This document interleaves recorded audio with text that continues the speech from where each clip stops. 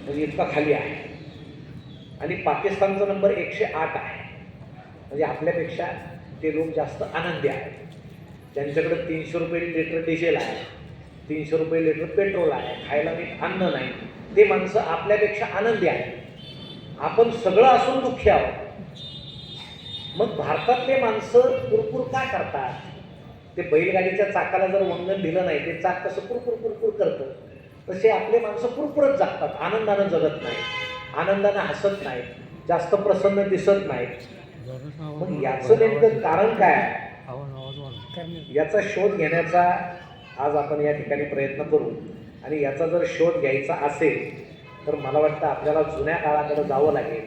जे आमच्या आजोबाच्या वयांचे काही माणसं आहेत, काही आजीच्या वयांच्या स्त्रिया आहेत, त्यांच्या काळापासून जर सुरुवात केली तर त्यावेळेस मनोरंजनाची अजिबात साधनं नव्हती. मला वाटतं गावामध्ये रेडिओ असायचा. रेडिओ जुन्या लोकांना आठवत असेल, नवीन मुलामुलींना तर माहीतच नाही. रेडिओ ते गळ्यामध्ये रेडिओ लटकवून गावात फिरायचं, तेवढंच मनोरंजनाचं साधन होतं. गावात 2-3 रेडिओ असायचे. अहो, रेडिओला इतकं महत्त्व होतं की हुंड्यात रेडिओ द्यायचे. हुंड्यात म्हणजे नवरदेव सांगायचा मला हुंड्यात रेडिओ मिळाला. म्हणजे त्या काळामध्ये लग्न झाल्यावर 2 रेडिओ घरामध्ये यायचे. एकाला बंद करायची सोय होती, दुसरा बंदच होत नव्हता. आता नेमकं सगळ्या भगिनीच माझ्या समोर आहेत, तुम्ही बाजूला आहात, त्यामुळे त्यांच्यावर बोलणं सुद्धा धोकादायक आहे. मला पुरुष कुठे आहेत तेच दिसत नाही. त्यामुळे मला वाटतं आज पुरुषांवर जास्त बोललं पाहिजे. मग ते रेडिओ गेले आणि पहिला टी व्ही आला, black and white T V आला, असा काळा पांढरा टी व्ही आला. आमच्या गावात तो टी व्ही आला, पहिला टी व्ही आला पाटलाच्या वाड्याला. जे काही यायचं ते पाटलाच्या वाड्यातच यायचं आधी. आता आरक्षण सुद्धा पाटीलच मागतात. आधी जे काही मागायचे ते पाटीलच मागतात. तो पहिला टी व्ही आला, त्याच्या पुढे नारळ फोडला, त्याला उदबत्त्या लावल्या, त्याला हार घातला आणि सगळे लोक तो टी व्ही पाहायला चालू झाले. की काही नवीनच आहे. त्या मालदावर अँटेना लावला, त्याच्या शेजारी एक बांबू ठेवला काड्या हाकल्या, कारण टी व्ही हलायचा तो. आणि मग त्यातलं चित्र सुरू झालं आणि लोकांना इतकं आश्चर्य वाटायला लागलं की कुठून हे चित्र हलतंय बुवा. आणि मग ज्याची परिस्थिती बरी आहे त्या घरामध्ये असे black and white T V ठेवायला सुरुवात झाली. त्यावेळी टी व्हीवर एकच चॅनल होता, सह्याद्री नावाचा, म्हणजे सरकारी चॅनल होता. त्यावेळेस एक शेतकऱ्यांसाठी एक कार्यक्रम होता, आमची माती आमची माणसं, तो एक कार्यक्रम होता. आता जर तो करायचा ठरवला तर आमची माणसं आणि त्यांची झालेली माती असं तो बदल करावा लागेल, कारण मातीच होत गेली आपली सगळी आहे. तर सह्याद्री नावाचा तो चॅनल, त्यावर भ्रष्टाचाराच्या बातम्या नसायच्या. भ्रष्टाचार नव्हता असं नाही, चॅनल सरकारी होता, सांगण्याची सोय नव्हती. आता खाजगीमुळे उद्या होणार आजच सांगतात की उद्या 10 कोटीचा होणार आहे, ब्रेकिंग न्यूज. म्हणजे निधी जरी 5 कोटी येणार असला, भ्रष्टाचार 10 कोटीचा होणार आहे असं मानतात. मग त्यावेळेस त्या बाई यायच्या निवेदिका बातम्या द्यायला. तुम्हाला सांगतो त्यांचा चेहरा इतका छान होता ना, सरकारी चेहरा होता, जेवढा पगार तसा चेहरा. आणि ते मेकअप करत नसायच्या, कारण T V black and white होता. म्हणजे करून उपयोग नव्हता. केलं तर ओठ जास्त काळे दिसले असते, चेहरा जास्त काळा दिसला असता. आता रंगीत टी व्हीमुळे तुम्ही पाहता किती मेकअप आहे. एक तर त्या बाईने केलेला मेकअप वेगळा, टीव्हीतले रंग वेगळे, पाहणाऱ्याचे डोळे पांढरे होतात. पण असं द्या, मग त्या बाई यायच्या, शांत चेहऱ्याने बसायच्या. आनंदाची बातमी तसाच चेहरा, दुःखाची बातमी तसाच चेहरा. मग पाहणारं सुद्धा तशाच चेहऱ्याने पाहिजे, काही बदल नव्हता, शांतपणे सगळं पाहायचं. आणि टी व्ही कधी स्थिर नव्हता, हलायचा, त्यात लाटा यायच्या, मुंग्या यायच्या. म्हणजे त्या बाई सांगायच्या हवामान शांत राहील, तरी त्या हलायच्या. लोक म्हणायचे याच हालतायत, हवामान कशा शांत राहत. मग रामायण महाभारत मालिका असली की ज्याच्या घरात टी व्ही आहे तिथं सगळं गाव जमा व्हायचं पाहायचं. मग दरवाजात एकाला उभं करायचे, मालदावर एकाला उभं करायचे बांबू घेऊन. आणि टी व्ही जास्त हलायला लागला की ते सगळे प्रेक्षक दरवाजातल्या ओरडायचे मोठ्यानं, ए त्याला सांग डावीकडे फिरव, डावीकडे फिरव. ते बिचारा बांबू घ्यायचं, त्या काड्यात फिरवायचं. झालं का रे स्थिर, झालं का रे स्थिर. टी व्ही स्थिर व्हायचा तोपर्यंत मालिका संपलेली असायची. मग वरचा सांगायचा पुढच्या आठवड्यात मी मालिका पाहणार, तू बांबू घेऊन वर व्हायची. म्हणजे सलग मालिका सुद्धा पाहता येत नव्हत्या. पण मित्रांनो, गंमत अशी होती, टी व्ही जरी ब्लॅक अँड व्हाईट असला, कृष्णधवल असला, काळा पांढरा असला, तरी तेव्हा मिळणारा आनंद मात्र रंगीत होता. ही फार महत्वाची गोष्ट होती. ते सगळ्यात पाहणाऱ्यांना एक सगळं छान वाटायचं, कारण समाधान होतं, हातात रिमोट नव्हता. आताच्यासारखी चंचलता नव्हती. एकदा सह्याद्री टी व्ही लावलं की तोच, रिमोट नाही, काय नाही, जे येईल ते पाहायचं. आता कसं रिमोट जवळ आहे, नाही आवडलं की पटकन त्यातली त्यात आता ते काय आले नवीन रील्स. आता तो 2 सेकंद फार झाले. म्हणजे आता मी सुद्धा सहन होणार नाही थोड्या वेळी तुम्हाला, की एक माणूस इतके ठोंब्या बोलतोय आमच्यासमोर, आता बोटाने याला धरून खाली घातलं तर बरं होईल असं वाटतं, कारण ती सवय आम्हाला झाली. आणि मग तो black and white T V गेला. तुम्हाला सांगतो आता रिमोट आले, आता आपल्या काळात काय काय आलं. आणि काल परवा पत्रकार साहेब पेपरला एक मी बातमी वाचली, आता एक टी व्हीचं नवीन मॉडेल येते, तुम्हाला सांगतो रिमोटची गरज नाही, पाहणारा डोळे मिटले की ते आपोआप बंद होतं, रिमोटनं बंद करायचंच नाही. आता मला शंका आहे काय, पाहणारानं जर कायमचे डोळे मिटले तर त्या मॉडेलचं काय करायचं, ते त्याच्याबरोबरच पाठवायचं, काहीतरी सोय असेल सुरू होण्याची, कारण विज्ञान आहे. असं सगळं बेफाम सगळं झालेलं आहे. त्यावेळेस गावामध्ये नाटकं यायची. आणि तुम्हाला सांगतो, मला आठवते एक टुरिंग टॉकीज होती, तुम्ही पाहिजे का टुरिंग टॉकीज? असं फक्त म्हणजे आमच्या गावामध्ये एक पडका वाडा होता आणि एक नाण्या नावाचा मुलगा होता, त्यानं ते थिएटर सुरू केलेलं होतं. आणि ते छत नसलेलं थिएटर होतं, बाजूला मातीच्या भिंती होत्या आणि त्याला अशी उतरती वाळू टाकलेली होती. त्याला काही गावातले प्रतिष्ठित माणसं म्हटले की वाळूवर बसायचं तिकीट होतं ₹1. तर काही जण म्हटले आम्हाला बाल्कनी पाहिजे, तर त्यानं नदीतले मोठमोठे गोटे मागे आणून ठेवले होते. म्हणजे गोटे म्हणजे बाल्कनी, ₹2 तिकीट. म्हणजे ते प्रतिष्ठित लोक जर ₹2 देऊन गोट्यावर बसले, ते इंटरव्हलपर्यंत घसरून खाली यायचे आणि ते पाठ टेकून बसायचे. तुम्हाला गंमत सांगतो, त्यानं असा मध्ये पडदा लावला होता, 35 mm छोटा पडदा होता. त्यावेळेस स्पेशल इफेक्ट वगैरे नव्हते, विज्ञान नव्हतं, पण वारं आलं की आपोआप स्पेशल इफेक्ट निर्माण व्हायची. म्हणजे पडदा हल्ला की स्पेशल इफेक्ट निर्माण. एक चेमंडलेला भोंगा होता कोपऱ्यामध्ये, टीव्हीचा त्या सिनेमाचा आवाज सोडून सगळे आवाज यायचे त्याच्यात. आणि नामे इतका मजेशीर होता, तोच बसायचा तिकीट द्यायला. बरं तिकीट कसं होतं, तो असा खुर्ची टाकून बसायचा, ₹1 दिला की हातावर एक शिक्का मारायचा, चल ₹1 तिकीट. बाल्कनीचं दोन्ही हातावर शिक्के, चल ₹2 तिकीट. मजेशीर होतं. आणि तो एक सांगायचा, आज जर सिनेमामध्ये काही प्रॉब्लेम आला, फिल्म तुटली, लाईट गेली, तर याच तिकीटावर मी उद्या सिनेमा दाखवतो. तुम्हाला सांगतो तिकीट जपून ठेवावं लागायचं. मग दुसऱ्या दिवशी गावामध्ये जे लोक असे फिरायचे माझा हात बांधून, समजायचं हे रात्री सिनेमाला गेले, जे दोन्ही हात बांधायचे ते बाल्कनीवर बसलेले होते. म्हणजे असे ते त्या काळामध्ये मनोरंजन असं काही नव्हतंच. नाटकं यायचे गावामध्ये. मला आठवतं आमच्या गावात एक नाटक आलेलं होतं, आम्ही सगळी मुलं वगैरे असे आई वगैरे सगळे बसलेले आणि नाटकामध्ये असं दृश्य होतं, तो हिरो ते व्हिलनवर असं पिस्तूल रोखतो आणि त्याला सांगतो मी तुला गोळी घालून ठार करणार. आणि हे माहीत वगैरे काही नव्हतं, त्यानं असं म्हणायचं आणि पडद्यामागून एकानं फटाका वाजवायचा, त्याचा ठो आवाज झाला की ते व्हिलननं मारायचं. असं ते दृश्य होतं. आम्ही सगळे बसलो, हिरोनं पिस्तूल रोखलं, तो म्हटला आता मी तुला गोळी घालतो. आम्ही वाजता आता गोळी सुटे. गंमत अशी, नुकताच पावसाळा सुरू झालेला, मागच्याला काडीच पेटेल, फटाक्याचा आवाज नाही. आता व्हिलन तर असं उभा, त्याला समजेना ठो आवाज झाल्याशिवाय तर पडायचं नाही. आणि हिरो तर पिस्तूल धरून उभा, आम्हाला वाटलं गोळी गुंतली. डायरेक्टर हुशार होता, त्यानं हळूच पडद्या खालून सुरा सरकवला आणि तो हिरोला म्हटला आज जरा अडचण आहे, यानं मार. हिरो स्वतः हुशार होता. तो ते व्हिलनला असं म्हटला, तू इतका वाईट आहेस, तू गोळी वाया घालण्याचा सुद्धा लायकीचा, आज मी तुला गोळीनं नाही सुऱ्यानं मारतो. त्यानं पिस्तूल असं फेकून दिलं, सुरा असा उचलला आणि सुरा उचलल्याबरोबर मागून आवाज आला, ठो. तुम्हाला सांगतो व्हिलन हसत खाली बसला. सगळे प्रेक्षक हसायला लागले, हिरो हसायला लागला. पण दुसऱ्या दिवशी या चुकीची बातमी कुठं पेपरामध्ये आली नाही. त्याचं कारण असं होतं, आमचे जुने लोक चुकांमध्ये आनंद शोधायचे, आता आम्ही आनंदामध्ये चुका शोधतो, म्हणून आम्ही दुःखी आहोत. तुम्ही नीट लक्ष द्या, मुलीला 80% मार्क्स पडले ती घरी आहे आणि ती जर आईला म्हटली, आई मला 80% मार्क्स पडले, आई म्हणते छान छान. किती वेळ म्हणते? 5 मिनिटं. हळूच शेजारी जाते, तुमचे किती आहे? 90. अरे राईट. म्हणजे माझ्या मुलीला 80 आहे याचा सुद्धा आनंद त्या आई वडिलाला भोगता येत नाही. शेजारच्या मुलीला 90 आहे म्हणजे आम्ही स्पर्धा करायला लागलो, जे चांगलं असेल ते माझंच असेल, बाकी काही नसेल. आणि यामुळं गंमत अशी झाली की सगळे पालक दुःखी व्हायला. तुम्ही मला सांगा, आता प्रत्येक पालकाला काय वाटतं, माझ्या मुलाला किंवा मुलीला किती मार्क्स पडले पाहिजे? 90% पुढे, खाली अजिबात. अहो त्याला 5वी पासून जर 60% असतील, त्याला 10वीला 12वीला 90 पडतील कुठून? पण पालकांना आता असं वाटायला लागलंय मार्क्स पडले पाहिजे 90% पुढे. तुम्हाला गंमत सांगतो, मध्यंतरी 12वीचा निकाल लागला आणि मला समजलं आमचा एक मित्र खूप रडतोय, का मुलाला खूप कमी मार्क्स पडले. म्हणून आम्ही सांत्वनाला त्याच्या घरी गेलो. आता नवीन जागा झाली सांत्वनाची. फक्त फळं वगैरे न्यायचे नाही.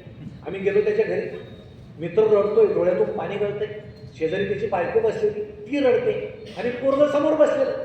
आता पोराला वाटलं आई बाप रडतायत, आपण थोडं रडलं पाहिजे. ते खाली मान घालून रडत होतं. म्हटलं आता वातावरण गंभीर आहे, इथं चहा मिळणं सुद्धा अवघड आहे. मग मी हळूच त्या वडिलांच्या कानात एक वाक्य बोललो. त्या वडिलांनी पटकन डोळे पुसले, बायकोला म्हणजे चहा ठेव. पटकन चहा झाला, बाहेर आलो. मित्रानं मला विचारला तू काय बोलला त्याच्या कानात. मी म्हटलं मी एकच वाक्य बोललो की बाबा कधी कधी अनुवंशिकतेचा सुद्धा परिणाम असतो. आई बापाच्या डोक्यात काही नसेल तर पोराच्या डोक्यात येईल कुठून. पण आम्हाला असं वाटतं माझ्या मुलाला इतके मार्क्स पडले पाहिजे आणि 55% पडलेले मुलं सुद्धा आता आम्ही कुठं घालतो, त्यांना आम्हाला डॉक्टर करायचं. डॉक्टर 55%चा डॉक्टर झाला पाहिजे. तुम्ही सांगा, तुम्ही म्हणाल नाही झाला पाहिजे, माझं मत झाला पाहिजे. खूप कमी मार्काचे डॉक्टर झाले पाहिजे, त्याशिवाय या देशाची लोकसंख्या कमी होणार नाही. माझे निदान 50-60 मित्र असे आहेत की ज्यांचे कमी मार्काचे मुलं सध्या MBBS ला, आणि मी त्यांना सांगून ठेवले की हे MBBS सुटण्याच्या आधी जगून घ्या. काय तुम्हाला जगायचं जगून घ्या, नंतर कुणी जगेल याचा भरोसाच नाही. आणि मग इतक्या कमी मार्कावाले जर डॉक्टर 7, 8, 9, 10 वर्षानं बाहेर पडले आणि या समाजामध्ये या आरोग्य व्यवस्थेमध्ये 50, 55, 60% डॉक्टर जर आले, या समाजाचं काय होईल. माझ्या डोळ्यापुढं चित्र येतं, मजेशीर चित्र येतं. 10 वर्षानंतर काय होईल. एक डॉक्टर ज्यावेळेस ऑपरेशन थिएटरमध्ये गेले, त्यांनी पाहिलं ऑपरेशन थिएटरच्या कोपऱ्यामध्ये हार पडलेला होता. पेशंट घाबरलं. पेशंट म्हटलं डॉक्टर साहेब ऑपरेशन थिएटरमध्ये हार कशाला. डॉक्टर म्हटले माझं पहिलंच ऑपरेशन आहे, ऑपरेशन सक्सेस झालं तर हा हार मला, नाही झालं तर तुला, वाया जाणार. ते असे डॉक्टर सध्या फार गमते.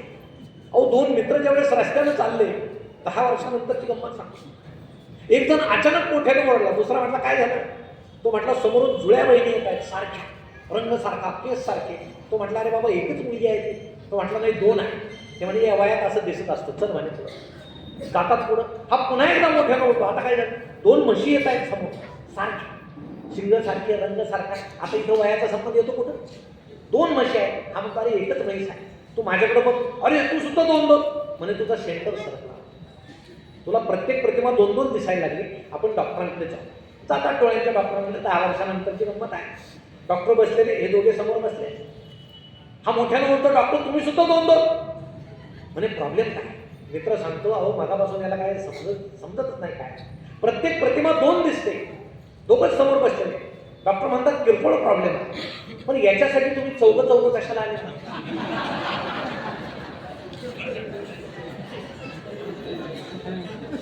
ते असं होतं.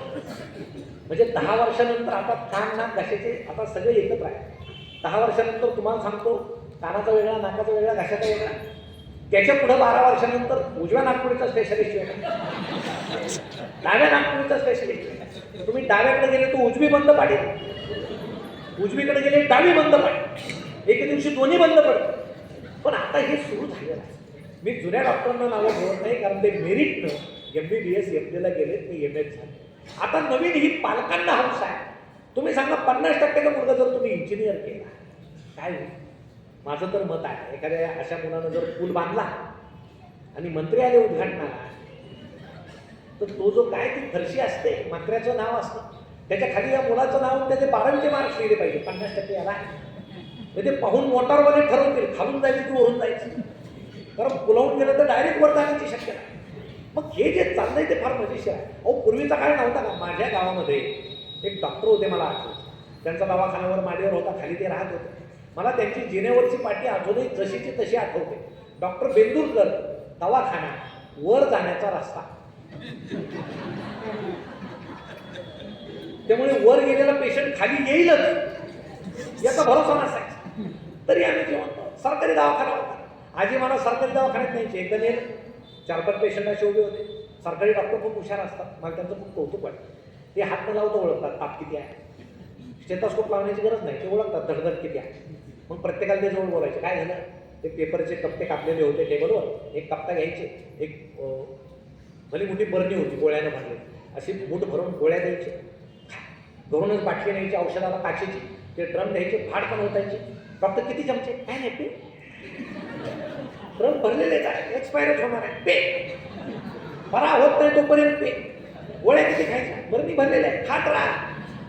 हो पेशंट बरे व्हायचे. 8 दिवसांनी सगळे पेशंट गावात काम करून फिरलेले दिसायचे. तुम्हाला सांगतो त्या गोळीच्या आकाराचा आणि घशाच्या आकाराचा काही संबंध नसायचा. म्हणजे माणूस आजारातून वाचेल पण गोळी गुंतून मरतो की काय. एवढ्या भल्या मोठ्या गोळ्या, पण माणसं बरे व्हायचे. त्यावेळेस पांढऱ्या पेशी कोणाच्याच मरत नव्हत्या. म्हणजे कोणाच्या शरीरात पांढऱ्या पेशी नव्हत्या का? होत्या. कोणाच्या मरत नव्हत्या. का नव्हत्या? कारण पांढऱ्या पेशी निर्माण करणारे औषधं त्यावेळेस नव्हते. आता औषधं निर्माण झाले म्हणून पेशी मारायला लागले. अहो त्यावेळेस पेशी जर मेल्या तर आमची जुने माणसं त्या पोपईच्या पानाचा रस 3 दिवस घ्यायचे. 3दा घ्यायचे, सकाळ दुपार संध्याकाळ. 3 दिवस घेतलं की पेशी वाढायची, काहीच गरज नाही. पण आता ते इंजेक्शन्स काय, ते सलाईन काय, तुम्हाला सांगतो आमच्या शरीराची पार चाळणी झालेली आहे. पण इलाज नाही.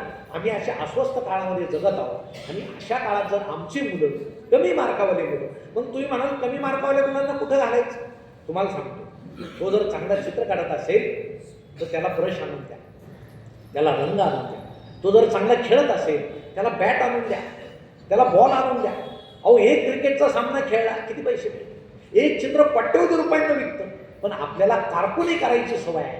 माझा मुलगा इतके टक्के पडले, सरकारी नोकरी लागली पाहिजे, त्याचं लग्न झालं पाहिजे, नातू आमच्या मांडीवर खेळला पाहिजे. आता नातू तुमच्याकडे येणारच नाही, तो विषय मिटला. पण हे जे स्वप्न आपलं आहे ते तुम्ही आता डोक्यात ठेवू नका. आमच्या मुलाला जे काही येते त्याची क्षमता ओळखा. आणि आजचं शिक्षण कसं आहे, मोठं मजेशीर आहे.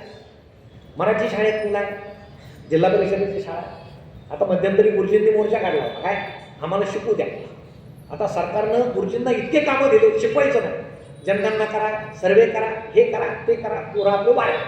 मग गंमत काय होते, एक साहेब ज्यावेळेस वर्गात गेले, त्यांनी गुरुजींना सांगितलं, एक हुशार मुलगा वर्गात गेला.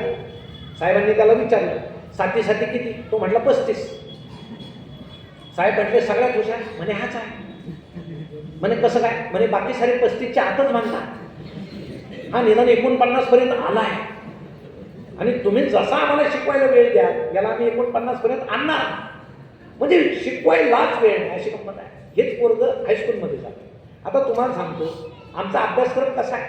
जर नागरिक शास्त्राच्या सरांनी आमच्या एखाद्या मुलाला विचारलं राष्ट्रपती राजवट कधी लागते, आणि तो जर म्हटला रात्री लागते पहाटे उठते, तर काय करायचं? हे आपल्या महाराष्ट्रात घडलेलं आहे. रात्री गुवाहाटीला पळून गेले, राष्ट्रपती राजवट लागले, पहाटे आले, शपथविधी झाला, मग राष्ट्रपती राजवट उठली. ही गंमत आहे. आमच्या मॅडमनं जर त्याला शिकवलं, 18 वर्ष पूर्ण झाल्यावर मतदानाचा हक्क प्राप्त होतो. मुलाला सुट्टी असते त्या दिवशी. आता विधानसभेच्या निवडणुका झाल्या, मुलगा घरी गेला, त्याचं वडिलांकडे लक्ष होतं, आता हे मतदानाला जातील. पण 5 वाजले तरी वडील मतदानाला जाईना. मुलाला शंका आली, त्यांना 18 पूर्ण व्हायला काही मिनिटं बाकी असावे, का जाईना ती? मग 5 नंतर एखादी गाडी येते, वडिलांच्या हातात काहीतरी दिलं जातं, मग ते मतदानाला जातात. ही आमची बाहेरचे लोक. अहो तुम्हाला आश्चर्य वाटेल, या विधानसभेमध्ये 5 वाजल्यानंतर महाराष्ट्रामध्ये 19 लाख मतदान झालं. 19 लाख. आणि सगळे पैसे वाटतात. बरं जे गरीब आहे, ज्यांना पैशाची गरज आहे त्यांचं ठीक आहे. आमचे श्रीमंत माणसं सुद्धा रात्री दरवाजे उघडे ठेवतात. समजा चुकून आले, बेल दाबले नाही उघडलं तर काय नाही, त्यापेक्षा दरवाजे उघडे. वाटलं 4 उमेदवार असले तर 4 डबे ठेवायचे स्टीलचे, यात टाकून न बाबत काय. पण इतके वाईट दिवस जर आले तर या पुस्तकातल्या अभ्यासाचं होणार काय, हा फार मोठा प्रश्न आहे. म्हणून आपल्या मुलांना शिक्षण काय देतं, हा फार मोठा प्रश्न आहे. पण एक आहे की आता आमच्या सगळ्या वडिलांना आणि आईला काय वाटायला लागलं, माझ्या मुलाला इंग्रजी आली पाहिजे, आलीच पाहिजे. इंग्रजी जागतिक भाषा आहे, पण मग मराठी विसरायची काय? भाषे वाचून काही अडत नाही. तुम्हाला आमच्या एका जुन्या मुलगीला एकच शब्द माहिती होता, गेट आउट. इंग्रजीचा एकच. आणि ते एक दिवशी एका मुलाला म्हटले गेट आउट. ते बिचारं गेलं दारात उभं राहिलं असं केलं मला. आता गुरुजींना त्याची दया आली, त्यांना वाटलं याला आत बोलवलं पाहिजे. पण इंग्रजीत जर हक्कल्ला आहे तर इंग्रजीतच बोलवला पाहिजे. आणि इंग्रजीत आत बोलवायला काय म्हणतात त्यांना माहीत नव्हतं. मग ते त्या मुलाच्या मागं गेले आणि वर्गाकडे बोल करत म्हणाले गेट आउट. वर्ग वर्गात आलं, सोपा. त्याला काय फार इंग्रजी यावी असं काही नाही. पण आता प्रत्येक पालकाला काय वाटतं, माझ्या मुलाला प्रचंड इंग्रजी आली पाहिजे. एक पालक त्यावेळेस आपल्या सर भेटले त्यांना इंग्रजीचे, म्हणजे माझ्या मुलाच्या उच्चाराकडे जरा लक्ष द्या, त्याचे उच्चार चांगले नाही. म्हणजे ठीक आहे. सरांनी त्या मुलाला उभा केला वर्गामध्ये, म्हणे मन बाळ इलेक्ट्रिसिटी. पोरगं म्हटलं इलेक्ट्रिसिटी. सर म्हटले टी नाही सी, इलेक्ट्रिसिटी. पोरगं म्हणायची इलेक्ट्रिसिटी. तासभर हाच खेळ सुरू होता. तुम्हाला सांगतो पिरियड संपल्यावर सर त्याच्या नादाने इलेक्ट्रिसिटी म्हणायला लागले. संध्याकाळी त्याचे वडील भेटले चौकात. म्हणजे तुमच्या मुलाचं काही कळत नाही. म्हणजे काय झालं, अहो तो इलेक्ट्रिसिटीला इलेक्ट्रिसिटी म्हणतो. त्याचे वडील म्हटलं जाऊ द्या सर, त्याच्या बुद्धीची कॅपॅसिटीच तेवढी आहे. आता सरांना तर धक्काच बसला. म्हणजे मुलगा इलेक्ट्रिसिटीला इलेक्ट्रिसिटी म्हणतो, बाप कॅपॅसिटीला कॅपॅसिटी म्हणतो. यांच्या घरात टीटीचे इंजेक्शन जास्त दिलेले दिसतात. दुसरे निघाले सर, ओट्यावर आजोबा बसलेले. म्हणजे आजोबा काय गंमत आहे, काय झालं, अहो तुमचा नातू इलेक्ट्रिसिटीला इलेक्ट्रिसिटी म्हणतो, त्याचे वडील कॅपॅसिटीला कॅपॅसिटी म्हणतात. तुमच्या घराची गंमत काय? आजोबा म्हणतात सर जवळ या. आजोबा सरांच्या कानात म्हणाले, सर आहे ते बरं आहे, कृपया या प्रकारची पब्लिसिटी कुठं करू नका.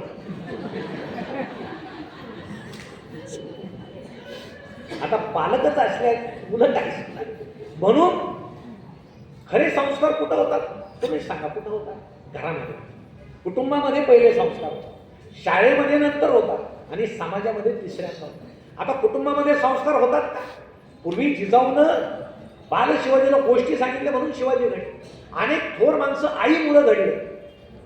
आता शहाजी तर दौऱ्यावर असायचे त्यावेळेस, आमचे शहाजी दौऱ्यावरच असतात. आता हे कुठल्या दौऱ्यावर असतात काय सांगायला तुम्हाला, पण ती आईची जबाबदारी आहे. पण आईची गंमत काय होते आता तुमचं मी सांगत नाही, कारण तुम्ही 7 वाजले तरी इथे येऊन बसला. पण आमच्या महाराष्ट्रामध्ये अशी परिस्थिती आहे, 7च्या आत सगळे आमच्या ताई स्वयंपाक आटोपतात आणि टी व्ही समोर बसतात. का? सिरियल सुरू होणार. 7 ते 9. एक दिवस सासू रडते, एक दिवस सून रडते, त्यांना रडायचे पैसे मिळतात. या खोटं खोटं वाढतात. मग मुलगा येतो शेजारी बसतो, मुलगी येते शेजारी बसते. आमचे हे येतात. आता पूर्वी यांना चहा मिळायचा, आता मिळत नाही 9 वाजेपर्यंत. आले की सोफ्यावर बसतात, कारण ते पात्र महत्वाचं आहे. हे कसले महत्वाचे? ते पात्र चुकलं तर घोटाळा होईल. हे कुठं जाणार? हे 2 दिवस चुकतील पुन्हा येते, काही फरक पडत नाही. हे बिचारी येतात बसतात. मग 8, 8:15ला आई सांगते आपण टी व्ही समोर जेवायला बसतो, कारण एपिसोड चुकायला नको. पण सगळे जेवायला बसतात, वाढून घेतलं जातं आणि 8:15ला नेमका ब्रेक होतो आणि अक्षय कुमार येतो. काय घेऊन येतो ते? काय आणतो तो? हार्पिक. ते घेऊन मग ते भांड्यात ओतलं जातं,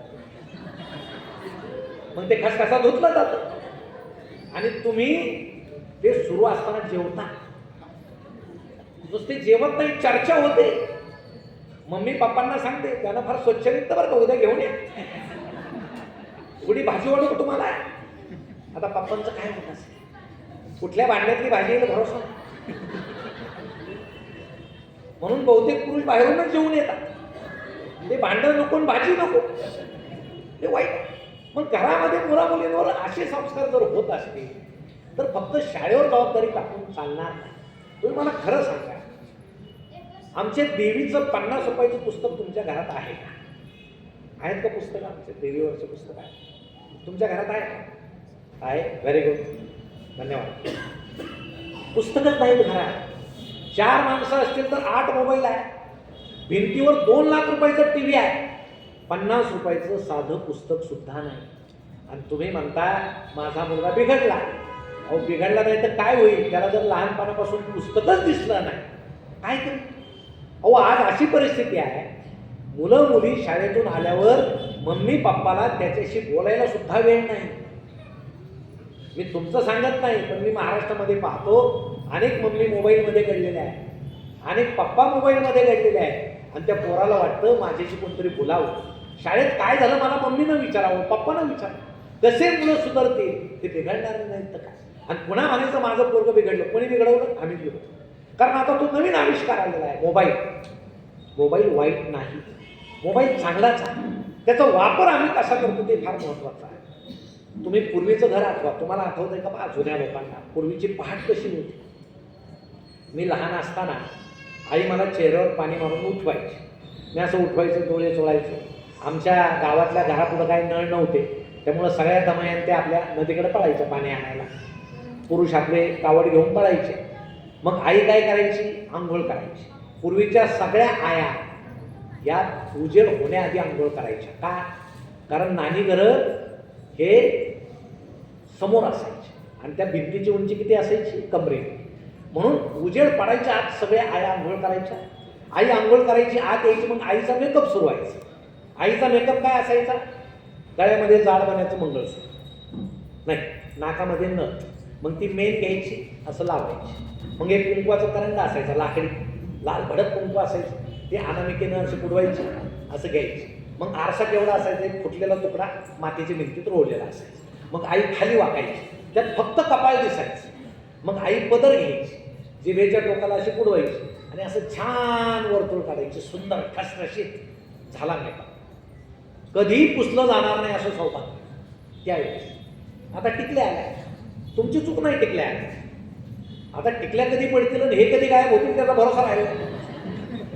पूर्वी एक घरी निघाली की घरीच यायची, कारण ती कुंकू ठसठशीत होता. आता सांगता येत नाही. मग आई नऊवारी लुगडं घालायची, आणि नऊवारी लुगडं सुद्धा 4 रंगाचं लुगडं जोडून नऊवारी लुगडं तयार केलेलं असायचं. आज आमच्या ताई नवरात्रामध्ये प्रत्येक दिवसाला एका रंगाची साडी घालतात. पूर्वीच्या आया एकदा साडी घातली की ते एकाच साडीत सगळी नवरात्र साजरी करायचे. तुम्हाला सगळे रंग एकाच साडीमध्ये असायचे गरिबीमुळे. मग आईचं ते मेकअप झाला की लगेच दरवाजात कुणाचा तरी आवाज यायचा, वासुदेव आला हो वासुदेव आला.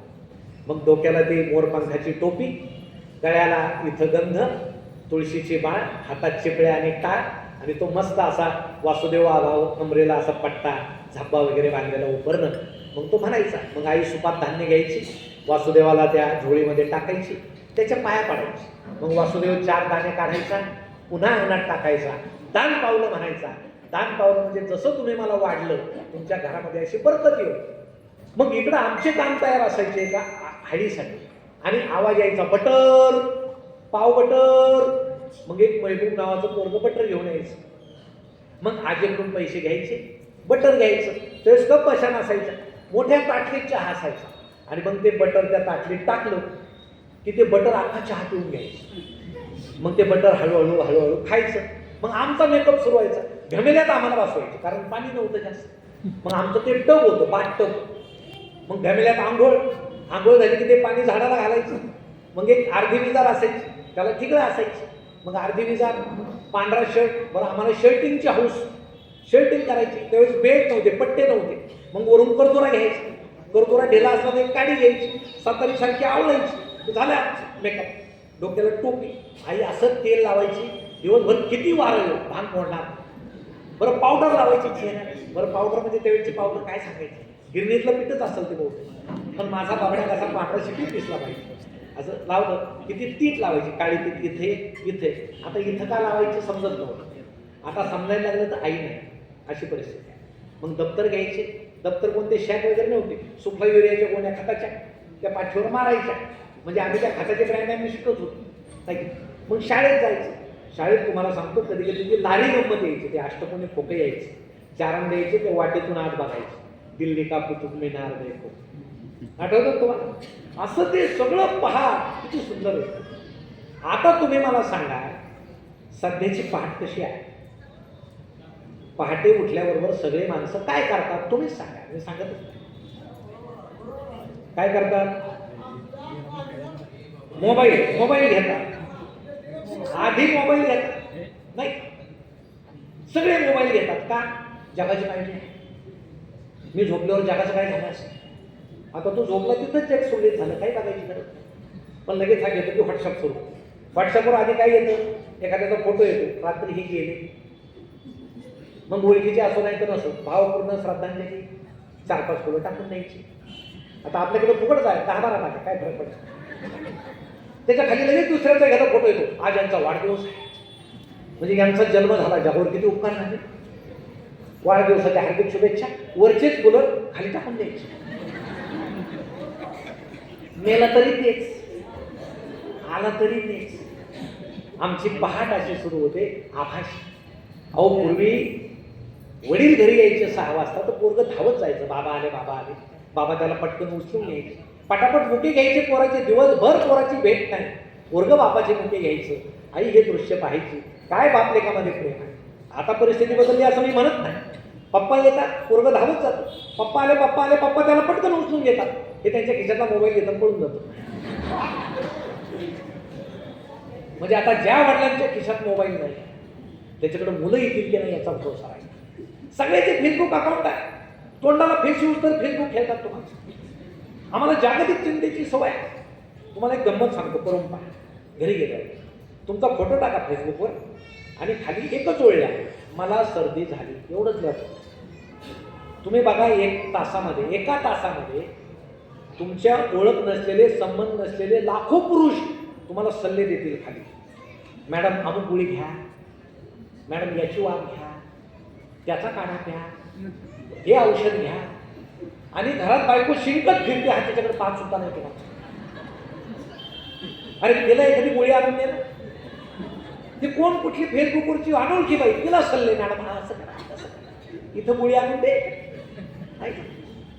आमच्या तरुणाची सख्खी बहीण लग्नाची आहे, तिचं लग्न होईना याला चिंता नाही. ऐश्वर्या रायचं लग्न झालं, याला फार वाईट वाटतं. त्या दिवशी या देशातले निम्मे तरुण जेवलेच नाही आणि निम्म्यांनी अभिषेक केला हिचा संसार सुखाचा हो. आता ती त्याच्याशी नाही तर तुमच्याशी लग्न करता होते का नाही. मग जे आपल्यापर्यंत येत नाही ते दुःख तुम्ही बाळगता कशाला. पण या सोशल मीडियानं आम्हाला हे दुःख बाळगण्याची सवय लावलेली आहे. त्याच्या पलीकडे जाऊन इंस्टाग्राम सारखा विषय आहे. आता तरुण मुला मुलींचं ते इंस्टाग्राम आहे, आमच्या जुन्या लोकांचं नसेल. ते इंस्टाग्राम म्हणजे ते पालक नसलेलं वधूवर सूचक मंडळच आहे. तुम्हाला एक महाराष्ट्रातली गंमत सांग, त्याला गंमत म्हणताय का. इंस्टाग्रामवर काय होतं, राजस्थान हरियाणा सारख्या राज्यामध्ये जिथं मुलींचा दर कमी आहे, मुलांचा जास्त आहे, त्यांचे लग्न होत नाही, ते महाराष्ट्रातल्या मुलींना फ्रेंड रिक्वेस्ट पाठवताना काय लिहितात, मी डॉक्टर आहे, मी इंजिनियर आहे, मी प्राध्यापक आहे, मी उद्योगपती आहे, काहीतरी लिहितात, खोटं लिहितात. आमची मुलगी ते पाहते, त्याला वाटतं कर्तृत्ववान मुलगा आहे, ती फ्रेंड रिक्वेस्ट स्वीकारते, चॅटिंग सुरू होतं. आणि मग तो मुलगा सांगतो, तुझे आईवडील या परराज्यात लग्न करायला परवानगी देणार नाही, तू पळून ये, तुझ्या विमानाच्या तिकिटापासून मी सोय करतो.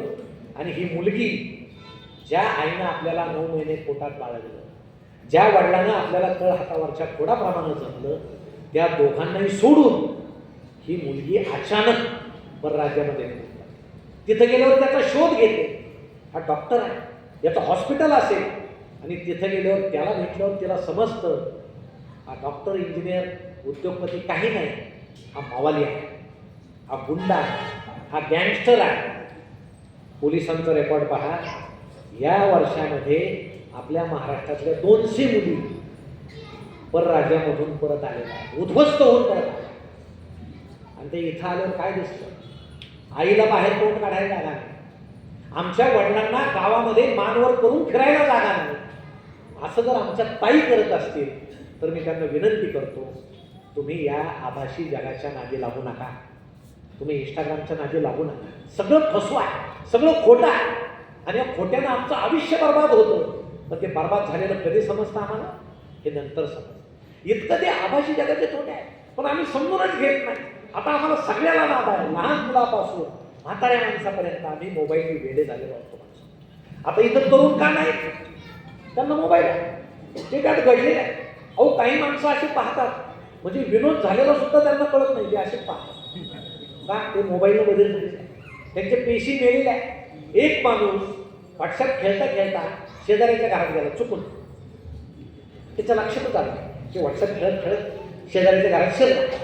आता तिथल्या मॅडम टी व्ही पाहत होत्या, त्यांना म्हटलं आपले आहे, त्यांनी लक्ष देत नाही, बसलं सोप्यावर व्हॉट्सअपवर. त्या घराचे खरे मालक आले फेसबुक खेळत, ते असे फेसबुक खेळत, ते यांना पाहिलं मोठ्यानं ओरडले, सॉरी हवं चुकून तुमच्या घरात आलं. आता हे विनोद, हे वागणं विनोदाच्या पलीकडे गेलेलं आहे. म्हणून आपण सगळ्यांनी भानावर येणं गरजेचं आहे. आणि भानावर जर यायचं असेल, आपलं जाऊ द्या, आपली पुढची पिढी जर भानावर ठेवायची असेल तर त्यांना मोबाईलपासून दूर ठेवा, त्यांच्या हातामध्ये पुस्तकं द्या, हिसाब नीती द्या, चांदोबा द्या, गोष्टीचे पुस्तकं द्या, काही द्या, पण घरामध्ये पुस्तकं ठेवा. आम्ही ठेवत नाही. का ठेवत नाही? पुस्तकं ठेवायला काही अडचण आहे का? तुम्ही वकिलाचं चेंबर पाहिलं का, किती पुस्तकं असतात, ते काही सगळे त्यांनी वाचलेले असतात का? नाही. पण ते पाहून काय वाटतं आरोपीला, हुशार माणूस नाही, आपल्याला जामीन मिळण्याची दाट शक्यता मिळतो की नाही पुढचा विषय. पण निदान आपल्या घरात पुस्तक पाहून लोक काय म्हणतील, हुशार नसतं का हुशार. पण मुलाला जर वाटलं वाचावं तर तो एखादं पुस्तक काढेल, वाचील, त्याच्या मनावर चांगले संस्कार होते, हे आमचं होतं. म्हणून आपलं अपत्य, आमची मुलं, त्यांच्याकडून आपण ठेवलेल्या अपेक्षा या जर नीट ठेवल्या नाही तर आपण दुःखी होऊ शकतो. मला अनेक लोक विचारतात, आपल्या आजूबाजूला सुख आहे का? प्रचंड सुख आहे, फक्त आपल्याला ते दिसत नाही. आपली पाहण्याची नजर पाहिजे. तुम्ही पहाटे फिरायला बाहेर पडता काय? सगळे फिरायला जाता नाही? आम्ही जातो पुरुष फिरायला. आता पहाटे फिरताना समजा एखाद्या पुरुषाचं पोट मोठं झालं, ते कुणाची चिंता आहे? त्या पुरुषाची आहे का समाजाची आहे? पण तो असं करतो की आता अवघड झालं, म्हणजे भारत-चीन युद्ध सुरू होणार आहे आणि पहिला बॉम्ब याच्या चेहऱ्यावरच पाडणार. असा चेहरा असतो काय? आनंदी राहा, फुलं फुलले, गार वारा सुटलाय, असा आनंदानं झाला पाहिजे. काही माणसं कुत्री घेऊन फिरतात. आता आपल्याला कुत्रं नाही, याचं वाईट वाटून घ्यायचं नाही, वाटव वाईट वाटू, काही वाईट वाटू. कधी कधी कुत्रं त्याला घेऊन फिरतो, आपण आनंद करतो. कुत्रं भलं मोठं असतं, आनंद असतो. आणि तुम्हाला गंमत सांगू, एवढ्या गमती रस्त्यावर असतात, एखादं जोडपं जर चाललेलं असलं तर त्यांचं लग्न होऊन किती दिवस झाले हे सुद्धा ओळखता येईल. मनातले मना तुम्हाला आयडिया सांग. जर ते शेजारून चालले, टाळ्या देत आहेत, हसताय, ओळखायचं. 1-2 वर्ष झाली लग्न, थोडे कुठं दिसले, 10 वर्ष झाले, अर्धा किलोमीटर दिसले, 20-25 वर्ष होऊन गेले. हा मागं ओढून सुद्धा पाहत काय बोलायचं. आणि पुन्हा एकत्र दिसलं तर ओळखायचं. 40 वर्ष होऊन गेले, दोघांनाही समजलं आपल्याला एकमेकाशिवाय आता कोणी नाही.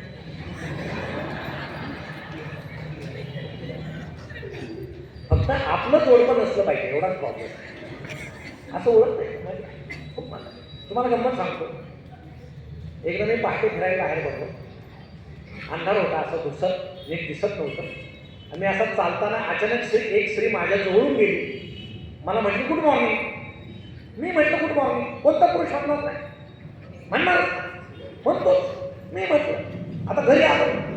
आता असा चेहरा लपत नाही, थोडा हसत होतो दादा.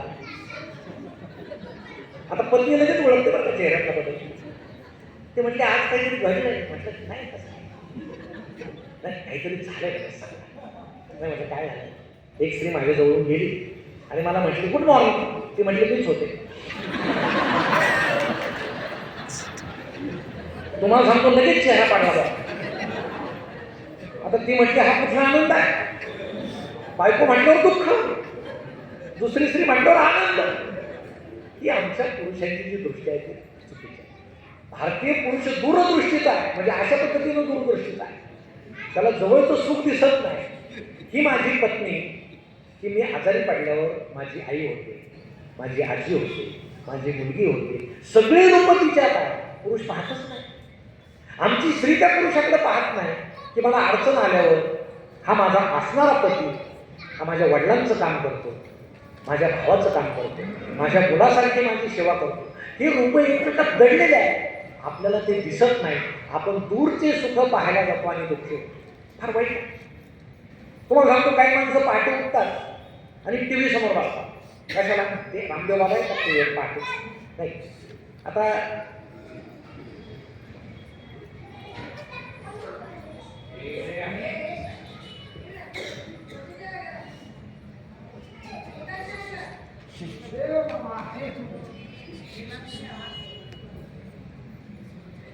म्हणजे व्याख्यान थांबवायला मुलांचा फार उपयोग होत असतो. आईला जर कंटाळा आला ना तुम्ही सोडून द्यायचं. ते व्याख्यानानं ओळखून घ्यायचे की आता बसा तुम्ही. तसं काही झालं असेल असं. मग रामदेव बाबा येतात, बसतात. आता रामदेव बाबा पहाटेच उठतात, कारण ते लवकर झोपतात रात्री. मग पुरुष त्याच्या समोर बसतो. मग बाबा काय करतात? आल्याबरोबर गर गर गर गर गर गर पोट फिरवतात. आता हा पण खेळतो, फिरतं का आपलं? पण पाय चाललं विनाकारण स्वतः फिरते फिरते. मग बाबा काय करतात? एक पाय घेतात, पटकन गळ्यात घालतात. आता याचा पटकन गळ्यात जातो काय? तर ही उचलतात आपलं एकदा खालीच जातं, पार्कलं कसा बसा गळ्यात घालायचा. बाबा पटकन काढतात, याचा निघतच नाही. मग काय करायचं? बायको ना काय एवढा पाय ते म्हणते हा काढत नाही, दुसरा घालते. नाहीतरी दिवसभर याचे पाय त्याच्या गळ्यात गुंतवतच फिरता ना. मग तुमचे पाय तुमच्याच गळ्यात गुंतून बसता येत नाही. तुम्हाला सांगतो काहींचं ऑपरेशन आहे, असं अँजिओप्लास्टी वगैरे झाली की 2 स्टेंट टाकला की घरात आम्ही पडतो. आता खरं सांगा, अँजिओप्लास्टीहून आराम करताना आपल्याला काय वाटतं? सगळे नातं मित्र आपल्याला भेटायला आले पाहिजे. नाही आले तर आपण बायकोला म्हणतो ते त्याला सांगितलं नाही का तू, त्याला कळवलं नाही तू सांग. मग आपले पाहुणे येतात, आपले येताना ते सफरचंद वगैरे घेऊन येतात, किती सफरचंद साचतात. मग तुम्हाला सांगतो त्या महिन्यात ते पेशंट सोडून ते घर असं टवटवीत होतं सगळं तिथं सगळं. त्यांची त्वचा चमकाय लागते ते सफरचंद, हे विचार सुकून जातं. हे बाकी सगळे सफरचंदासारखं होतं. त्याच्यामुळे असा एखादा पेशंट पाहिजे घरामध्ये, फक्त ते आपण नसतो पाहिजे हा प्रॉब्लेम. मग माणूस आला काही याचं लगेच सुरू होतं नेहमीचं. मागच्या शनिवारी काय झालं, मी पहाटे उठलो, पाठ दुखायला लागली, हात दुखायला लागलो, असा घाम आला, हो ऐकता ऐकता पुढच्याला घाम येतो. आता बायको म्हणते रोज हेच सांगताय सगळ्यांना, एखादी कॅसेटच तयार केली पाहिजे. आता तुम्ही ज्याला सांगताय त्याची बायपास झालेली आहे, त्याला तुमच्या 2 स्टेनचं काही कौतुक वाटेल काय? नाही वाटत. पण आपल्याला काय वाटतं, माझ्या वाट्याला आलेलं दुःख हे सगळ्यात मोठं दुःख आहे. मला वाटतं हे चुकीचं आहे. आपल्या वाट्याला आलेलं दुःख हे अतिशय छोटं आहे, पण आम्ही त्यामध्ये आनंद मानत नाही. अहो, सुखाला दूर जायची गरजच नाही. तुमच्या घरातच सुख आहे. तुम्हाला सांगतो, सुनेनं सासूकडं आईच्या नजरेनं पाहिलं तर सासू सुद्धा तिच्याकडे लेकीच्या नजरेनं पाहिजे. आणि ज्यावेळेस त्या सासू सुनाचं अंतर जाईल आणि आई लेकीचं अंतर सुरुवात होईल, त्यावेळेस सगळं घर सुखी होईल, सगळं घर. पण आमची नजर बदलत नाही. आम्हाला ते नकोच आहे. काय ते सिरियल पाहून बिघडते की काय ते कळत नाही. परंतु आमच्या भारतीय समाजाला जवळ सुख असून सुद्धा ते पाहण्याची सवय नाही. तो खरा प्रॉब्लेम आहे. म्हणून आजूबाजूला पाहा, बाहेर सगळं सुख आहे, आपल्याला दिसत नाही. तुम्ही ढगाकडे पाहा, ढगाचा आकार तोच असतो. पण लहान मुलाला त्या ढगात काय दिसतं? दप्तर दिसतं, खेळण्या दिसतात, कारण त्याचं भावविश्व ते आहे. आमच्या लहान मुलीला ढगात काय दिसतं? परी दिसते, फुगे दिसतात, चॉकलेट दिसतं, कारण त्याचं विश्व ते आहे. आमच्या ताईंना ढगात काय दिसतं? एखादा सुंदर नवीन दागिना दिसतो, कारण त्याचं विश्व ते आहे. आता आमच्या पुरुषांना ढगात काय दिसतं? ते काय मी सांगत नाही, ते त्याला फार वेळ लागेल सांगायला. तुम्हाला सांगतो, हे सगळे ढगात गेलेले आहे, सगळे स्वप्न रंगवलेले आहे. त्यामुळे तुम्हाला सांगतो ते चूक आहे. परंतु या जगामध्ये जे जे दिसतं, आपण चांगल्या नजरेनं पाहायला पाहिजे, आनंदी नजरेनं पाहायला पाहिजे, सकारात्मक नजरेनं पाहायला पाहिजे, पॉझिटिव्ह नजर म्हणजे काय? एक साहेब फार उशिरानं घरी आले, पत्नी तयार होती. ती म्हटली, किती उशीर केला तो? मगापासून म्हणण्या म्हणतोय, माकड पाहायचं. आता झाली का गंमत? आता हा पॉझिटिव्ह नजरेचा असेल तर काय होईल? तो म्हणे, तुझा आवड पांड्याचा आवड, आपण माकड पाहू, सोपं आहे. पण जो नकारात्मक आहे तो काय म्हणे, पोरासमोर मला माकड म्हणते. आता ते म्हणायची काय गरज आहे? असं म्हणत नाही. कशा नजरेनं आपण जगाकडे पाहतो तिथं सुख लपलेलं असतं, आम्ही ते पाहत नाही. आणि गंमत काय होते, हे नवीन मुलं मुली यांना काहीच कळत नाही असं तुम्ही म्हणू नका. आपण जुन्या प्रथा परंपरा यांना सांगत नाही. आई उपवास का धरते, गुरुवार का धरते, शनिवार का धरते, या मुलींना सांगा तुम्ही. उपवासाची सुरुवात कुठून झाली? अहो, पूर्वीच्या काळी घरामध्ये खायला धान्य नसायचं. आई सांगायची, सगळे जेवल्यानंतर मी जेवेल. सगळे जेवल्यानंतर आई ज्यावेळेस टोपल्यात पाहायची, काहीच नसायचं, त्यावेळेस ते म्हणायचे, मला उपवास आहे. खरी उपवासाची सुरुवात इथून झाली, गरिबीतून झाली. आणि मग गुरुवार आले, मग शनिवार आले, मग मंगळवार आले. या नवीन मुलींना सांगा, उपवासाची सुरुवात इथून झाली. आमची आई कसा मेकअप करत होती ते सांगा. मुळात आम्ही इतके छान असताना मेकअप करून आम्ही विद्रूप का होतो ते सांगा. या सगळ्या गोष्टी आम्ही सांगितल्या पाहिजे, प्रथा सांगितल्या पाहिजे, परंपरा सांगितल्या पाहिजे. आम्ही सांगत नाही. लग्नामध्ये आम्ही काय करतो, ते प्री वेडिंग आलं आहे का नवीन आले, तर ते आपल्या वेळेस नव्हतं. ते आपण मुकलो त्याला नाही. वाईट वाटतं का आनंद वाटतो? मुकलो त्याला. मग होतं काय, ते अंतरपाठ धरतात. अंतरपाठ धरतात ना, माझ्या वेळेसही धरला ते प्रथा. मी आजोबांना विचारलं ते काय धरतात ते मध्ये, तर ते म्हटले कसं आहे, पूर्वी हे TV कॅमेरे वगैरे काही नव्हते. मग पूर्वीच्या काळी वडील घरी यायचे आणि मुलीला सांगायचे, अमुक गावातल्या मुलाशी तुझं लग्न जमलं. मुलगा काळा गोरा उंच दुःख काही माहित नाही, तिनं हो म्हणायचं, इतकं दडपण होतं हो. मग ती मुलाला म्हणायची, मुलाचे वडील मुलाला सांगायचे की अमुक गावातली मुलगी आहे, तिचं तुझ्याशी लग्न जमले, लग्न आहे हो. मग लग्नाला एकत्र यायचे, 3-3 दिवस लग्न चालायचे. त्यावेळेस मेकअपला फक्त हळद होती, हळद लावायची नाही का, हळद लावल्याने दुसऱ्या दिवशीच कळायचं ते कसं आहे. आता मेकअपमुळे 4 दिवसांनी कळतं, पण मूळ रंग कळतोच कसा आहे. ते हळद लावायची, वाशिंग बांधायची, मुंडवळ्या बांधायची, एकमेकाला भेटू देत नव्हते. मग आंतरपाठवाला असं ताणून आंतरपाठ करायचा, यांनी एकमेकाला पाहिलेलं नसायचं. आणि ते आंतरपाठवाले इतके दुष्ट तुम्हाला सांगतो, ते असे ताणून धरायचे, अजिबात पाहून देत नाही. मग यांनी उभा राहायचे, सगळे मंगलाष्टक व्हायचे. शेवटचं मंगलाष्टक संपल्यानंतर ते आंतरपाठ खाली व्हायचा, हार घालताना चेहरा पाहायचा. मग ती म्हणायची अरे हाय काय पदरी पडलं पवित्र झालं इलाजच नव्हता. पण आता लग्न जमल्याबरोबर काय होतं, आधी व्हिडिओग्राफर तुमच्या घरी होते, चला प्री वेडिंग करू. मग मुला मुलीला कुठं निसर्गरम्य ठिकाणी येतात, डोंगरात, मग गवतात लोळा, मग ते व्हिडिओला गवतात लोळतं असं स्पेशली. ताब्यात पाय सोडा, सोडले काय, खांद्याला लावा. बरं काही ऐकायचं, लग्न झाल्यावर जमल्यावर माणूस काही ऐकतो, कारण आनंदाचा क्षण असतो. डोक्याला लावा, कोल्ड्रिंकची बाटली आणा, एकच बाटली शिल्लक असते, एक बाटली का 2 नाळ्या ओढा. कधी कधी ती फुंकते हे ओढतो. स्त्रिया फार चतुर असते, ती ओळखते काही अडचण नाही. म्हणजे हे ओढतंय म्हणजे आयुष्य हेच ओढणार आहे, प्रपंच हाच ओढणार. मग ते प्री वेडिंग असं कोपऱ्यामध्ये तुम्हाला सांगतो, ते सेन्सॉर करायची वेळ आहे. ABC त्याला सर्टिफिकेट द्यावं लागेल सिनेमासाठी. आणि त्या लग्नाच्या मंगल वातावरणामध्ये ते सिनेमासारखं लोक पाहतात. चांगलं आहे की वाईट आहे.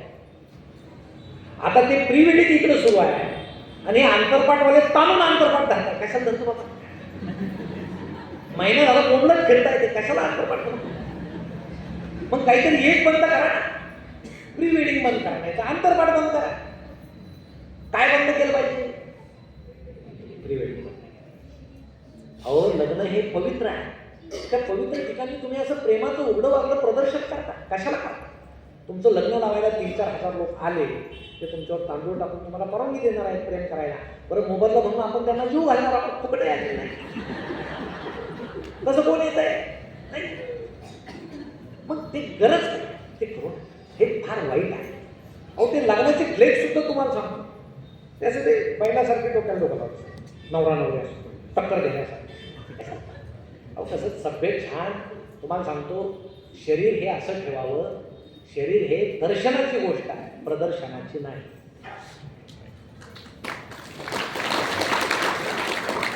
आम्ही देवीचं दर्शन घेतो कारण तिच्यामध्ये ते पावित्र्य आहे.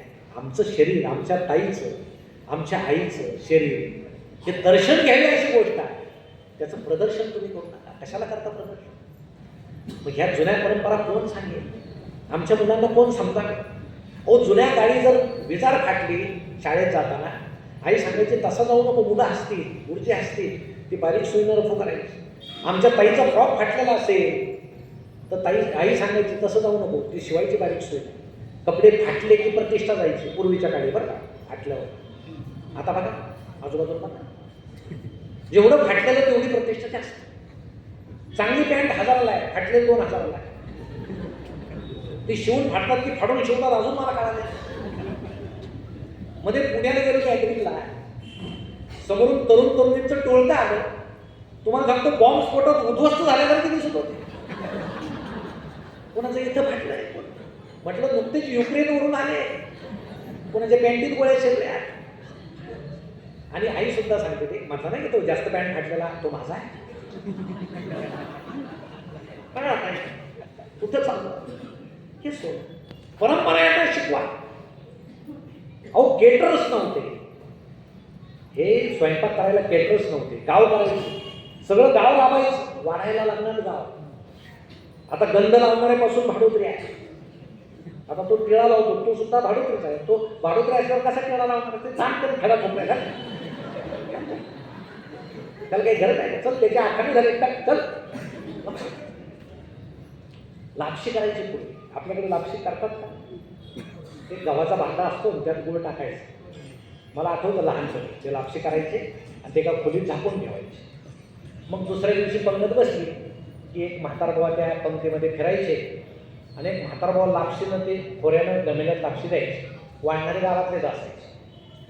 म्हणजे बाबा शेवटची पंगत बसली की धावत यायची. त्या बाबांना विचारायचे खोलीतून, लापशी किती शिल्लक आहे? एवढी एवढीच आहे. अरे बाबा, आता पंगत तर मोठी बसली, लापशी तर पुरणार नाही, मग काय करायचं? ते बाबा सांगायचे, घाबरून. एक लोखंडी पहार असायची तापवलेली, ते फडक्यानं धरायची आणि ती पहार त्या लापशीच्या ढिगाऱ्यामध्ये खुपसायची आणि ती पहार खुपसल्याबरोबर त्या सगळ्या लापशीला करपट वास यायचा. मग खाणारे ते खात नव्हते. वाढलं की नाकात नको बाबा, नको बाबा. त्याची आमटीची कढई आहे, साराची कढई, त्याच्या भोवती बाटली घेऊन बघायची पाण्याची. पंगत मोठी बसली की भाडकं पाणी उठून द्यायची. अहो, शेवटच्या पंक्तीला निवळ पाणी यायची. आणि त्यावेळेच्या पत्रवाळ्या कशा होत्या? अशा त्या पाण्याच्या पत्रवाळ्या. जमिनीतून त्यात काय फारसं अंतर नसायचं. द्रोण असायचं, द्रोण. त्या द्रोणाला एक छिद्र असायचं. मग ती आमटी होती की ते शेजाऱ्याच्या पत्रवळीत जायची. म्हणजे शेजाऱ्याला वाढायचं तर अलीकडच्याला होतायच्या. मग त्याच्या खाली भात ठेवायचा, भात. मग ते ठेवायचं. मग ती उचलून प्यायची सोय नाही, कारण ते मध्येच विसर्जित होणार.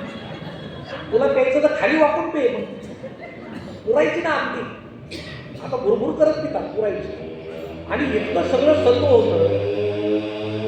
आता हे जे सगळं प्लास्टिकच्या पंत्रवाळ्या आल्या, तुम्हाला सांगतो, तुम्ही काल परवाचा अहवाल जर पाहिला, प्लास्टिकच्या कपामध्ये चहा पिणं, प्लास्टिकच्या पंत्रवाळ्यामध्ये जेवणं म्हणजे कॅन्सरला आमंत्रण देणं. कॅन्सर हे सोपं नाही एवढं. तुम्ही जर प्लास्टिकच्या कपात चहा पित असाल तर बंद करा. तुम्ही जर लग्नामध्ये प्लास्टिकच्या पंत्रवाळ्या वापरत असाल तर बंद करा. तुम्ही एक तर ताटं वापरा, नाही तर पूर्वी ज्या पंत्रवाळ्या असायच्या, म्हणून जुने लोक तसे सतत जगायचे, छान जगायचे. आणि मग ते आमटी असायची, लापशी असायची, पुऱ्या करायचे. बरं, जुन्या काळी पुऱ्या केल्या म्हणजे श्रीमंताचं लग्न. बरं, केटरर्स नसताना एवढ्या पुऱ्या कशा करायची? आता तुमच्याकडे कशा करायची मला माहीत नाही, पण आमच्या गावात एक पद्धत होती. आमच्या भागामध्ये ते सगळे आमच्या आजीबाई बसायच्या गुडघेवर करून, आणि आमच्या गावातल्या तरुण स्त्रिया ते पीठ घ्यायच्या, एक एक उंडा करून आजीजवळ द्यायच्या. आजी काय करायची, त्या गुडघ्यावर उंडा ठेवायची, असं थाप मारायची, कढईत टाकायची. याला गुडघापुरी म्हणायचे, गुडघापुरी. सगळ्या पंक्तीला माहीत होतं गुडघ्यावर केलेली पुरी आहे, कोणी नाक काढलं नाही. हा, एखादी मोठी पुरी आली तर एकदम म्हणायचं दुसऱ्याला, हौसाबाईची दिसते बा, जरा मोठी असायची. मजा आई जायची तर ते लापशी सगळं वाढून घ्यायची, घरी यायची. संध्याकाळी सगळं घर पुन्हा जेवायचं. दुसऱ्या दिवशी आई लापशी वाळू घालायची अंगणामध्ये. जास्त चिमण्या जमल्या तर समजायचं श्रीमंत घरची लापशी आहे, कारण खोबरं जास्त असेल तर शेंगदाणे जास्त असेल. चिमण्याच नाही आल्या तर समजायचं गरीबा घरची लापशी आहे, चिमण्याची येत. संध्याकाळी आई पुन्हा गरम पाण्यात ती लापशी शिजवायची, पुन्हा सगळ्या घराला ती लापशी खायची. अहो, ती शिळं अन्न खाऊन 2-2, 3-3 दिवस ते शिळं अन्न खाऊन कुणाचं पोट सुद्धा दुखलं नाही, कारण ती समाधानाची लापशी होती, तो समाधानाचा घास होता. आता सोनोग्राफी, एवढं ताजं खाऊन सोनोग्राफी का? आम्ही फक्त सुखी आहोत, आम्ही समाधानी नाही. जुने लोक समाधानी होते, सुखी होते की नाही माहीत. पण या दोन्हीतला फरक काय? समोर पंचपक्वान्नाचं ताट आहे म्हणजे सुख आहे, पण ते पचत नाही म्हणजे समाधान नाही. झोपायला फोमची गादी आहे म्हणजे सुख आहे, पण त्यावर झोपच लागत नाही म्हणजे समाधान नाही. आम्ही फक्त सुखी आहोत. जुने लोक समाधानी होते म्हणून आम्ही अस्वस्थ आहोत. आम्हाला काय सगळं असून, पैसा आहे, गाडी आहे, बंगला आहे, सगळं. अहो, शेतकरी ढेकळात पडला तो झोपतोय, इथं 5-5 बेडरूम असून झोप येत नाही. आता एखाद्याला म्हणायचं का त्याला 5 बेडरूम आहे, म्हणजे असं थोडंच आहे की 11 ते 12 तो एका बेडरूममध्ये झोपतो, 12 बेडरूम पळत जातो, दुसऱ्या बेडरूममध्ये झोपतो. तसं नाही. शेवटी झोप आत असावी लागते, आत. ती फोमची गादी, पाण्याची गादी, यावर झोप येत नाही. म्हणून समाधानी असणं हे फार महत्वाचं आहे. त्यासाठी फार पैसा लागत नाही, बंगला लागत नाही, गाडी लागत नाही. आहे त्यात समाधान मानायला जर आपण शिकलं तर आपण आनंदी राहतो. आता आमच्याकडे जुने लोक आहेत, ते म्हणतात ठीक आहे, लहानपणी माणसं, मुलं आनंदी असतात, त्यांना कसलं भान नसतं, पण आपल्याला कळत नाही. कधी कळतं लहानपण आनंदी आहे, मोठं झालं. तरुण मुलं आनंदी असतात, पण त्यांना ते धुंदीत कळत नाही की आनंदी आहे का कसा आहे. प्रौढ माणसाचा संसार करता करता त्यांना आनंदी राहणं गरजेचं आहे. आणि जसं जसं वय होत जातं, आमचे जुने लोक सांगतात माझ्याकडं घरच्यांचं दुर्लक्ष होत आहे, मला बाजूला केलं जात आहे. पण आमचे आजोबांच्या वयाचे जे लोक आहेत त्यांना मी इथं सांगतो, तुम्ही सुद्धा आनंदी राहू शकता. कधी? जसं वय होईल तसं आपण वागणं बदललं पाहिजे. वागणं इतके दिवस तुम्ही करते होता, आता मुलाच्या हातात सगळं देऊन टाका. तुम्ही सिनेमाचे हिरो होता, आता प्रेक्षक व्हा. मुलाला हिरो होऊ द्या, तुम्ही निवांत राहा. आपलं वागणं बदललं पाहिजे. आता तुम्ही कधी काढी घेतलेला ब्लॅक अँड व्हाईट टीव्ही आहे, मुलानं विकला, तुम्हाला न सांगता विकला. कुणाच्या सांगण्यावर विकला माहीत आहे तुम्हाला? काही बोलायचं, काहीच बोलू नका. नवीन टीव्ही आणला, कलर, सुनेला आणि मुलाला बोलून घ्यायचं आणि दोघालाही म्हणायचं मला कमी दिसायला लागलं, तुम्हाला माझी किती काळजी आहे, म्हणून तुम्ही जुना विकला आणि मोठा टीव्ही आणला. काही बोलायचं. त्या दोघांना मनात लाज वाटेल. अहो, खेड्यामध्ये पारावर 2 वृद्ध माणसं बसले होते. एकदम दुसऱ्याला असं म्हटला, काय जमाना बिघडल्याकडे काय झालं? अहो म्हणे, माझी सून मला चहा देताना डोक्यावर पदरच घेत नाही. दुसरा म्हटला, मला चहाच देत नाही. तुला पदराचं काही पडलंय का? देतीये तर घे ना. काय पडलंय तुला पदराचं? हे जगणं आहे. आणि तुम्हाला एक खात्रीनं सांगतो, जसं आपलं वय होत जाईल निसर्ग आपल्याला साथ देत असतो. जसं आपलं वय होईल आपल्याला ऐकायला कमी कमी यायला लागतं. का? कारण आपल्याविषयी कोणी चांगलं बोलेल याचा भरोसा राहिलेला नसतो. म्हणून निसर्ग काय करतो, हळूहळू आपल्याला बहिरं करतो. फाना बहिरं, ते पुन्हा पुन्हा ते कानात यंत्र घालतात आणि मग फाडकन सुटतात, काही डबल आवाज येतो. सून हळूच बोलली तरी मोठा आवाज येतो. मग बाबा दुःखी होतात. कशाला घालतात? सून काही बोलू, नुसतं असायचं. वा, ते काही दिवसांनी म्हणेल बाबाला ऐकूच येत नाही, कशाला बोलायचं. जसं वय होईल दिसायला कमी होत जातं. काय? आपल्याला पाहण्यासारखं काही राहिलेलं नसतं. निसर्ग सांगतो की बाबा, तुझा काळ संपला, हा नवा काळ तुला सोसणारा नाही. तू हळूहळू आंधळा होत जा. एके दिवशी ठार आंधळा. पण आपण पुन्हा पुन्हा जाड भिंगाचे चष्मे लावतो. आता चष्मा लावून जर प्री रिडिंग दिसलं, वाईट वाटायचं नाही? वाटेल. कशाला चष्मा लावूच नाही लावला की नुसतं दुसरं काहीतरी दिसेल, चालतंय होते. आता एक बाबा एका कार्यक्रमात मला असं म्हटले, निसर्ग जर साथ देतो, माझा हात असा आता हलतो, यात निसर्गात समजतो काय? म्हटलं बाबा कसं आहे, आता तुम्हाला चहा पिता येत नाही, मग हात हल्ल्यामुळे काय होतं, चहा हातात गार व्हायला लागतो, म्हणून हात हलतो. ते म्हटले बोल, आता काही बोल. पण ही जी गंमत आहे आमच्या जुन्या लोकांनी ही केली पाहिजे. आणि माझ्या तरुण मित्रांना, घरातील माझ्या मध्यमवर्गीय सर्वांना तुम्ही पंढरपूरला आठवड्यातून एकदा जा. तुम्ही जर आई वडिलाची सेवा न करता आठवड्यातून एकदा पंढरपूरला जरी गेले, तुम्हाला विठ्ठल पावणार नाही. नाही पावणार. तो एका दिवशी खालची वीट तुमच्या डोक्यात आहे आणि तुम्हाला घरी जा आणि त्या बापाची सेवा कर. कारण खरी तुझी विठ्ठल रुक्मिणी घरात आहे. आणि आपण जर आई वडिलाला जपलो नाही तर आपली मुलं सुद्धा आपल्याला जपणार नाही. कारण हा काळाचा महिमा आहे, त्याला इलाज नाही. आपण एक अहो, इतकी वाईट परिस्थिती आहे सर. आमच्या एका बाबांनी सांगितलं, मला पेपर वाचता येत नाही, आता मी आंधळा झालो, तरी मी 2 पेपर लावले. कशासाठी? सकाळी पेपरवाल्यानं दार वाजवल्यानंतर मी त्याला एकच सांगतो की तू आल्यानंतर फक्त बघ, मी अजून जिवंत आहे. किती वाईट परिस्थिती आहे. आणि या आमच्या वृद्ध लोकांच्या, आपल्या या समाजात जर अशी परिस्थिती वाईट होत असेल तर कसा समाज आनंदी राहणार? त्यांना वाईटात ढकलून आपण आनंदी राहायचं का? नका. आता ज्याला पेन्शन आहे ते जरा बरं आहे, 25 तारखेपासून जरा चहा चांगला मिळतो, दूध पडतं, आलं पडतं. 1 तारखेला प्युअर चहा स्पेशल पेन्शन काढून घेऊ सर. 2 तारखेपासून आयुर्वेदिक चहा कोरा, 25 तारखेपर्यंत. ह्या घराघरातल्या कहाण्या. पण मला वाटतं हे काही जरी असलं तरी जगायचं कसं हे आपल्या मनावर आहे. जग तेच आहे, यात आनंद भरलेला आहे. फक्त तो आनंद कसा घ्यायचा हे आपल्या मनावर आहे. आणि तुम्ही जर फक्त दुःखच पाहत बसले तर तुम्हाला दुःखच मिळणार. पावसाळ्यानंतर उन्हाळा येतो, उन्हाळ्यानंतर हिवाळा येतो, तसं सुखानंतर दुःख येणार आहे, दुःखानंतर सुख येणार आहे. या गोष्टी होतच राहणार आहे. त्याला घाबरण्याचं काही कारण नाही. म्हणून आज जे आपण अस्वस्थ आहोत, अहो माणसं नीट बसत सुद्धा नाही. अंत्यविधीला बसले तरी त्यांच्या डोक्यात लग्न असतं. लग्न किती आहे? 12:43. मला गेलं पाहिजे. नेमकं 12:43ला अशी गाडी तापत जातो, मध्ये अपघात होतो. आता तू 12:43, तुझा आशीर्वाद एवढा महत्वाचा आहे. माझा आशीर्वादानं हे जोडपं सुखी होणार आहे हे कोणाला वाटतं? फक्त त्यालाच वाटतं, कोणालाच वाटतं. तुझ्या आशीर्वादाची काही गरज नाही, जरा उशिरा का. उलट वेळेवर गेला त्यांचं घटस्फोट होण्याची जास्त शक्यता आहे. कशाला तंग करतो? असं जायचं काही जाऊ नको. जिथं बसला तिथं शांत बसा. लग्नाला शांतपणे करा, अंत्यविधी शांतपणे करा, दशक्रिया शांतपणे करा. आणि हे जीवन जुन्या काळातील लोक जशी निश्चितीनं जगत होते, निश्चिती नावाचा शब्द होता, शांतपणे जगत होते, काही घाई नाही. पण आता समुद्रात एवढ्या लाटा उसळायला लागल्या, एवढं तंत्रज्ञान आलंय. आता तर AI आलंय. आमच्या नवीन मुला मुलींचं काय होईल सांगता येत नाही. आमचे शास्त्रज्ञ आता यंत्रमानवामध्ये बुद्धी भरायला लागले आणि माणसं यंत्रमानवासारखे राहायला लागले.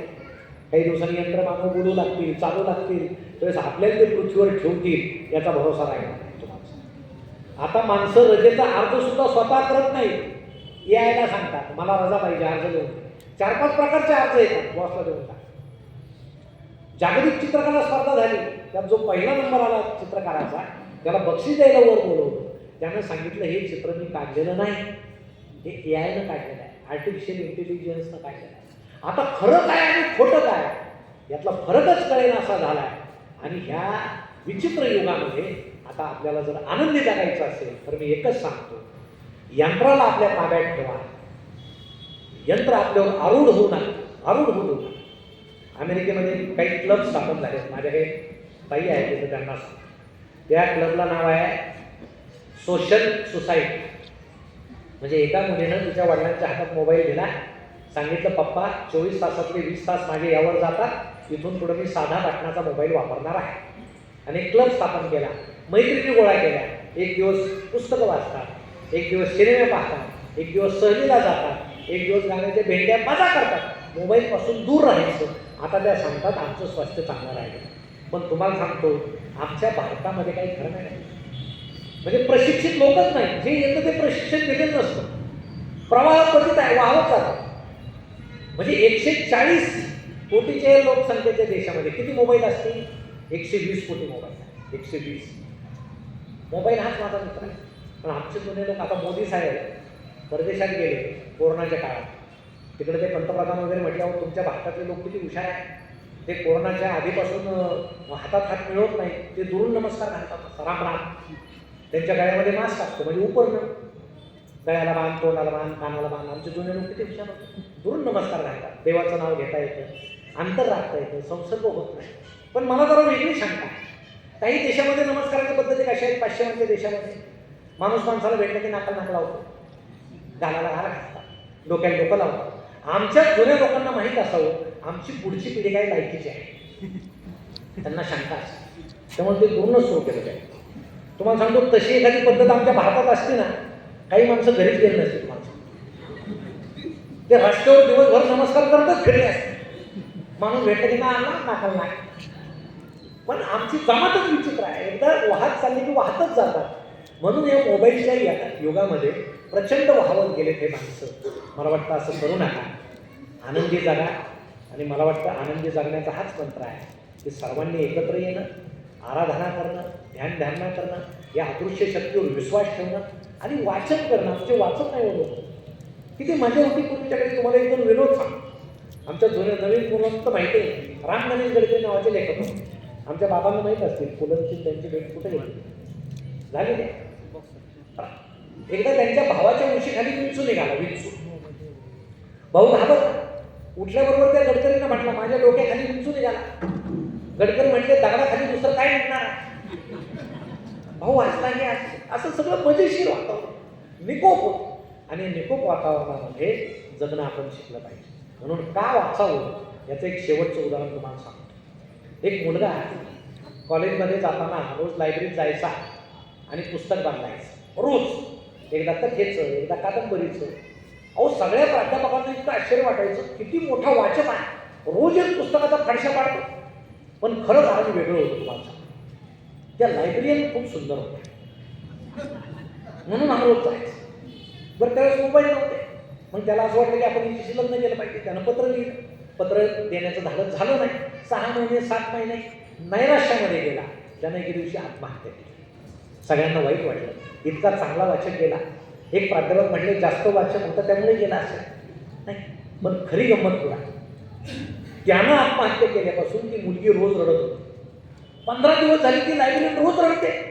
एका प्राध्यापकानं प्रिन्सिपलला जाऊन सांगितलं, म्हणजे सर तो मुलगा गेला ठीक आहे, चांगला वाचक होता, पण ही रोज काय रडते? मग प्रिन्सिपलनं त्याला बोलून घेतलं, म्हणे बाळ जाऊ दे, चांगला वाचक होता गेला, तू का रडते? ते म्हणते सर काय सांगायचं, मी रोज त्याला पुस्तकात घालून चिठ्ठी देत होते, रोज न चुकता. त्यानं एकही दिवस पुस्तक उघडलं नाही. पुस्तक उघडलं असतं तर वाचलं असतं की नाही? मला वाटतं तेव्हापासून ती म्हण अस्तित्वात आली असावी, वाचाल तर. आता आमचे काही जुने लोक घरी जाऊन जुने पुस्तकं उचकून पाहायला बसलेत, काही दिसतंय का त्याच्यामध्ये? पण पुस्तकांना इतकं महत्त्व होतं, आमच्या नव्या पिढीला पुस्तकाचं महत्त्व नाही. म्हणून सर्व माझ्या जिजाऊंना विनंती आहे, आईला ताईला विनंती आहे की आपण स्त्री ही घरामध्ये संस्कार करू शकते.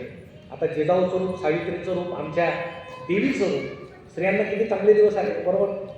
आता फेटे तुमच्या डोक्यावर आले लग्नामधले, पुरुषांचे फेटे यांच्या डोक्यावर आले, किती छान दिसता तुम्ही. आता स्त्रिया असं सगळं हक्क तुम्हाला आहे. आता पूर्वी स्त्री हक्क समिती होती, आता पुरुष हक्क समिती स्थापन व्हायला. पुरुषांना वाटायला लागलं आम्हाला धोका आहे. जुन्या काळी असं साडीवाला यायचं, घरात साड्या टाकायचं, स्त्रियांनी बाहेर यायचं नाही. नवीन मुलींना माहीत नसेल किती साड्या घ्यायच्या घ्या, वर्षभरातल्या साड्या एकदाच निवडायच्या, बाहेर यायचं. आता किती स्वातंत्र्य आहे, आमच्या स्त्रिया साड्या निवडतात, ते बिचारे किती गरीब सारखं बाहेर उभं असतं दुकानात. किती स्वातंत्र्य आहे, एवढं स्वातंत्र्य तुम्हाला आहे. एवढं असलं तरी अजूनही लग्नात पहिली पंगत कोणाची बसते? पुरुषाचीच बसते, तुमची का नाही बसत? आता स्त्रियांनी हे ठरवा, कुठल्याही समारंभात आधी आम्ही बसतो. मी आमच्या आजोबांना विचारलं, स्त्री आधी का नाही बसत, पुरुषच का बसतात? ते म्हणजे फार गप्पा मारत जेवतात. म्हणून स्त्रियांनंतर आमचं कसं आहे, आम्हाला पटकन ते सगळं घेऊन रवंथ करत गावभर फिरावं लागतात. म्हणून आम्ही आधी, तुम्ही नंतर. पण हे बदललं पाहिजे आणि ही क्रांती आपल्या छोट्या छोट्या गटापासून सुरू होऊ शकते. म्हणून मला खूप आनंद वाटला. आपण शाकंभरी महोत्सवाच्या निमित्तानं सर वेगवेगळे व्याख्यानं ठेवले, आपण सगळे एकत्र येता, आपल्या नवीन तरुण मुलामुलींना घेऊन येत जा, त्यांना ऐकवत जा आणि पुस्तकं मात्र आपल्या घरात ठेवत जा. आपल्या आई वडील, मुलगा मुलगी यांनी घरात सुसंवाद साधत जा. हाच आनंद आहे.